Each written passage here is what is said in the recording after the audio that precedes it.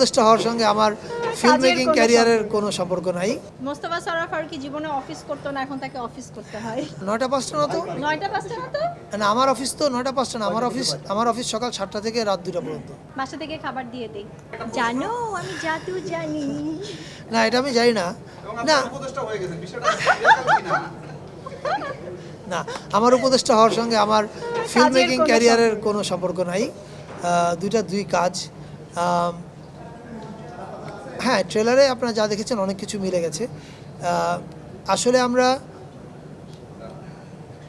কি বলে, আমরা যখন শুটিং করেছিলাম তখন আমরা অনেক কিছু জিনিস বাস্তব দেখে বানাচ্ছিলাম, বাস্তব আমাদেরকে অনুপ্রেরণা যোগাচ্ছিল। আবার আমরাও হয়তো সামনে বাস্তব কি হতে পারে সেটাতে অনুপ্রেরণা যোগানোর চেষ্টা করছিলাম আনমনে। আমি একটাই অভিনয় করেছি, সামথিং লাইক অ্যান অটোবায়োগ্রাফি। আমার মনে হয় একটা করাই আমার জন্য যথেষ্ট, আর করা ঠিক না। প্রথমত হচ্ছে আমি ডিরেকশন দিব না, আর দ্বিতীয়ত হচ্ছে আমি ডিরেক্টর হলেও তাকে নিব না। He is very expensive artist, so আমার পক্ষে সম্ভব না তাকে নিয়ে কাজ করা। আর এই তো আর কি বলবো। না না না, আরে! সবাই বলে চেয়ার নাকি সবাইকে বদলে দেয়, এটা আপনি হ্যাঁ? বিশ্বাস করেন? চেয়ার নাকি মানুষকে বদলে দেয়, এটা তো আপনি কি বদলায় বা আপনি বদলেছেন কিনা? তবে একটু বদলানো হয়েছে সেটা আমি বলবো। মোস্তফা সরোয়ার ফারুকী জীবনে অফিস করতো না, এখন তাকে অফিস করতে হয়। একজন শিল্পীর কিভাবে মেনটেন করেন? ভোর থেকে উঠে 9টা 5টা অফিস, আমি হলে তো পারতাম না জীবন। না, 9টা 5টা না তো? 9টা 5টা না তো?